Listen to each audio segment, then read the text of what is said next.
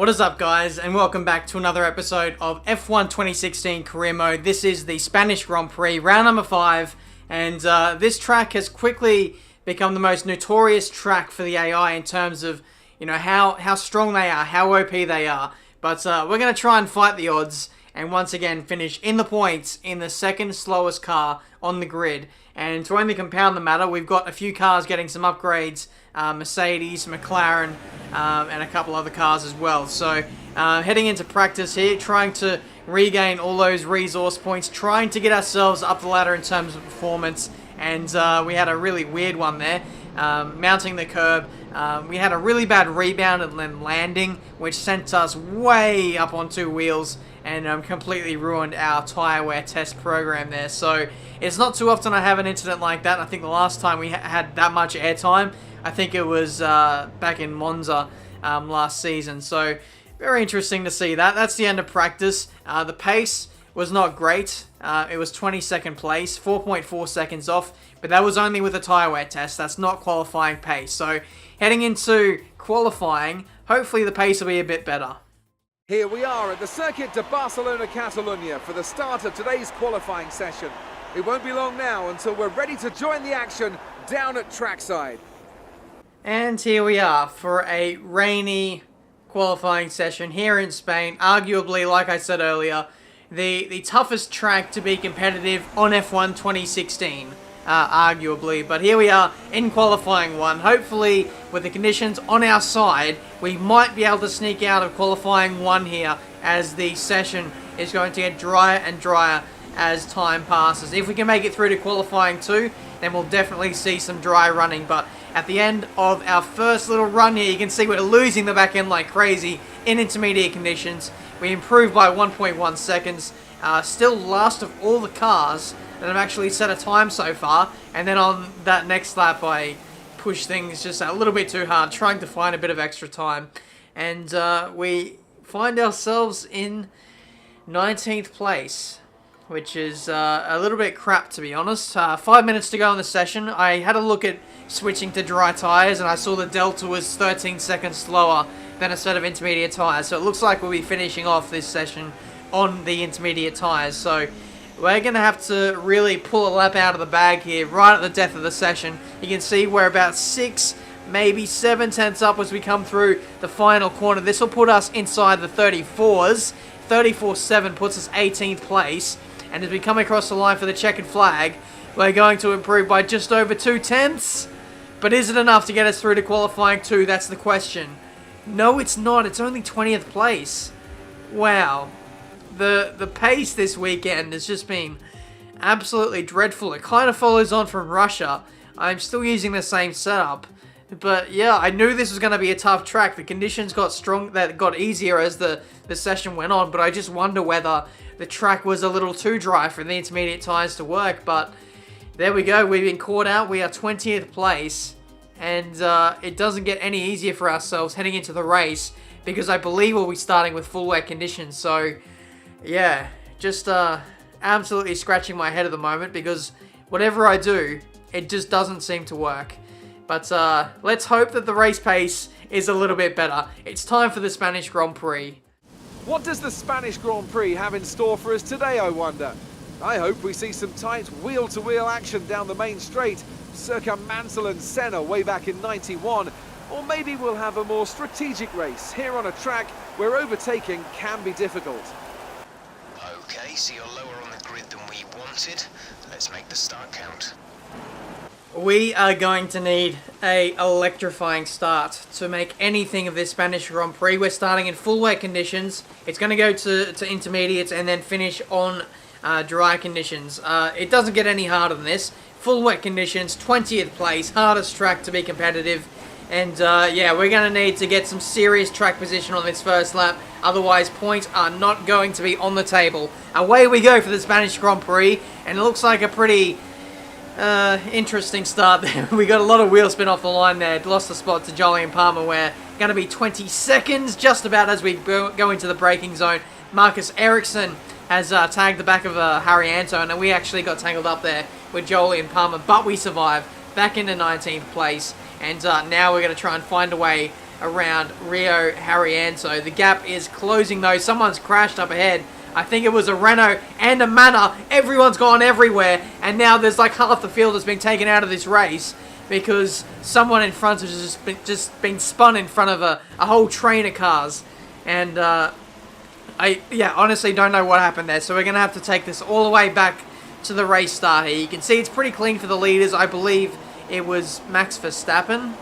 Got away very clearly there, unchallenged in the lead. And here's us right at the back there, getting overtaken by a Sauber. Now it's the other Sauber of Ericsson that gets spun out in front of us on the back of Harrienzo. We make contact with, who was that, Palmer, like you guys saw. There's a Sauber off in the background that's had their own issue. And now you'll see following through here, there's a Manor and also a Renault that get tangled up here. You can't really see too well with the spray and everything, so we'll have to go on board there. But just so many cars, 4, 5, 6, 7 cars, and I also saw another crash off in the distance there, so we'll need to get a replay of that. This is my on board, just parting the, like Moses parting the Red Sea there through all the crashes. We were very lucky to escape that, by the way. Here's the on board with Alonso. That was Magnussen getting caught up with one of the Williams, and then here's Alonso getting tagged. Romain Grosjean gets involved. Both the Manors have crashed out, and there's going to be a lot of cars retiring because of this. Lots of front wing damage, and I wouldn't be surprised to see a safety car as well. And yeah, that's the secondary crash that we saw there. And Manor getting tangled up with a Renault, and then both the Saubers crashing into that Renault. So that's just absolute madness. How many cars have just crashed and now have been retired? That's at least 2 cars retired from this Spanish Grand Prix, and we've only gone a sector into this race already. Felipe Nasr is out, and also Jolie and Palmer is out of this Grand Prix too. So we're going to carry on now, because there is a race to be had here. We managed to carry on for about 6 laps before pitting for the intermediate tyres, because the track conditions are starting to improve a little bit. But I can't believe there wasn't a safety car on that first lap. We lost 2 cars, and at least 10 cars made contact with each other there, so that was absolutely unbelievable. But rejoining on the track, we were one of the first to react to go into the intermediate tyres, so hopefully we can make some ground on the midfield runners and maybe even some of the leaders. That'd be awesome. But the pace on the wets was absolutely dreadful. Hopefully on the intermediate tyres it can be a little bit better as we jump Valtteri Bottas, who lost a little bit of time staying out the extra lap on the wet tyres. And now 2 laps later, this is lap 8, we're catching up to the back of a battle between Sebastian Vettel and also Carlos Sainz. Sainz gets a very bad exit there. Vettel pretty much cuts him off, and now we've got a very nice exit here. We're going to go up the inside into this right-hander, into 12th place, and hopefully we can continue to march forward from here. It's been a nice start since we put on the intermediate tyres, and if we continue at this rate, we might be on for some points. But we've got to minimise those mistakes, one of which we just did there on the exit of turn 3. That allowed Carlos Sainz to go the inside. It's battling side by side through turn 4. I don't know who's going to come out on top here. Sainz could, because he's on the drier line. But we just managed to hang on because we're on the inside, and we hang on to P12. Lost a little bit of time to Massa there in battling away.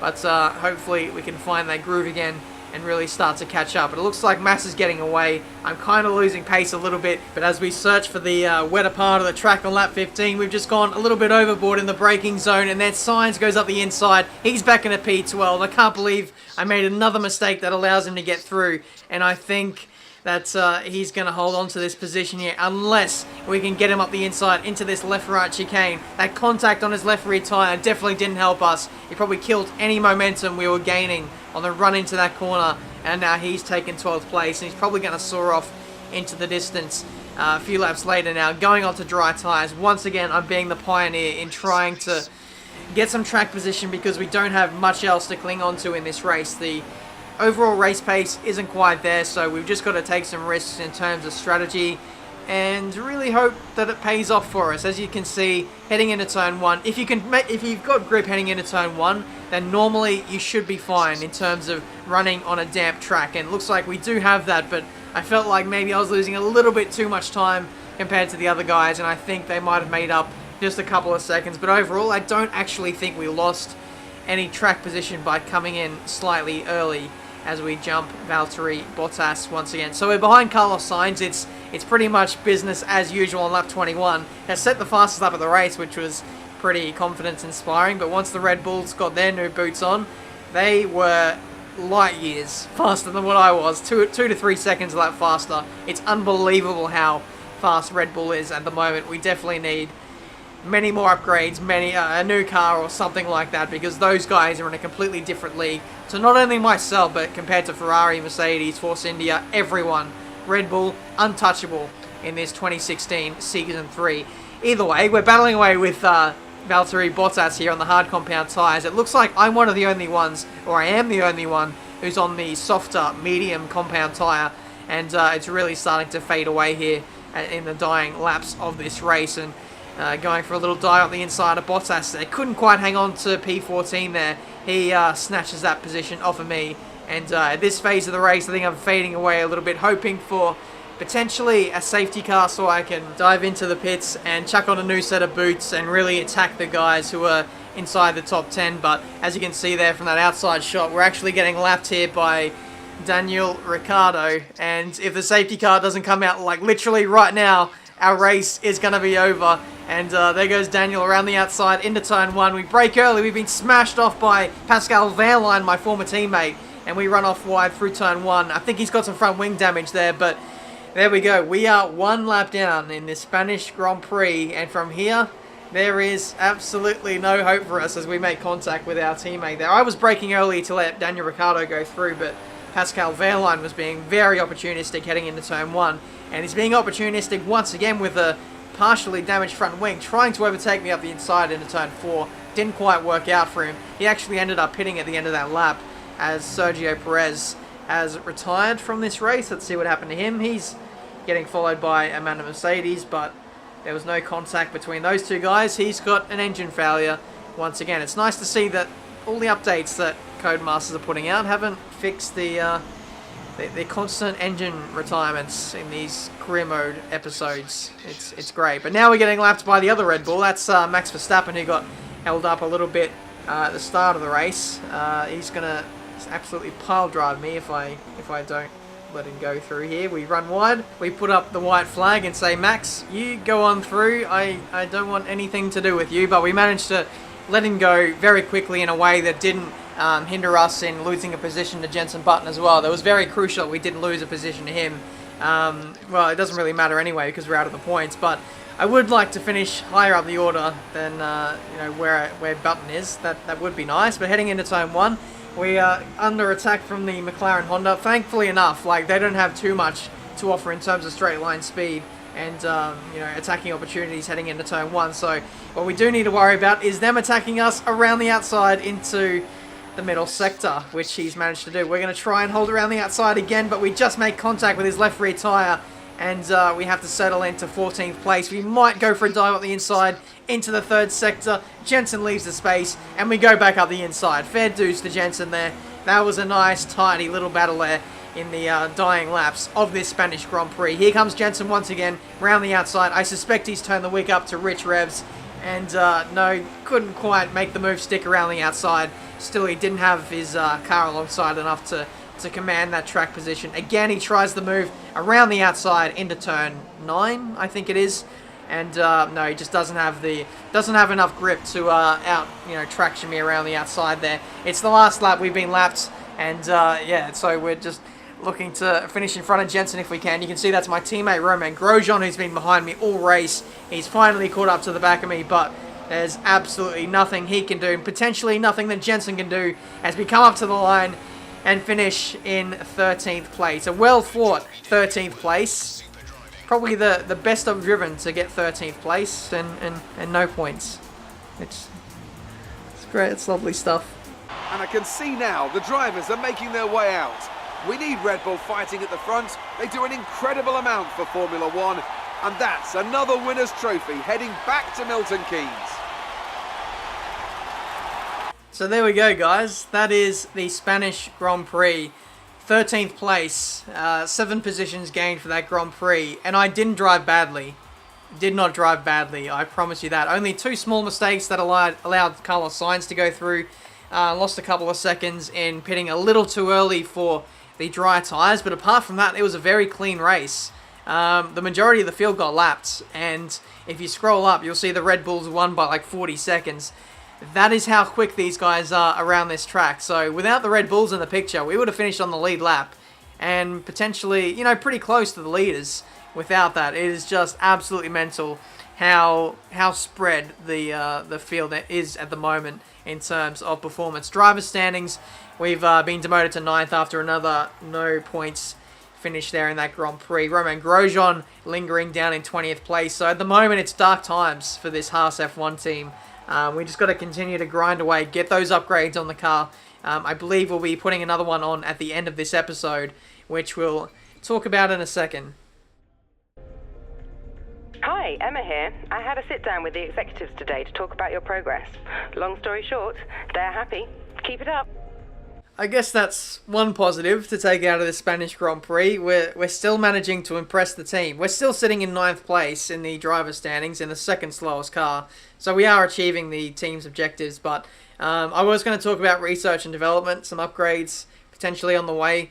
We could upgrade the fuel efficiency, which is only 500 points, but unfortunately we don't have enough to upgrade the engine, which I would like to work on first, then possibly chassis weight and then downforce, and then drag reduction. But unfortunately, yeah, we don't have enough points for those upgrades at the minute, which I actually thought we did, but it's actually coming in the next episode for the Monaco Grand Prix. And boy, do we need some points in this Drivers' Championship, because our position inside the top 10 is quickly becoming under threat. And I can't remember the last time I actually finished outside the top 10 in a career mode championship, no matter how bad of a car I'm driving in a career mode. I don't think I finished outside the top 10. So we're going to need some points in Monaco. Hopefully get some momentum going, you know, impress some other teams, because I think at Baku we might potentially get an offer from another team. That's when we got hired by Haas a season ago. So we'll have to wait and see. Next episode in the Monaco Grand Prix, it's going to be lit. Why did I say that? You just said lit. Yeah.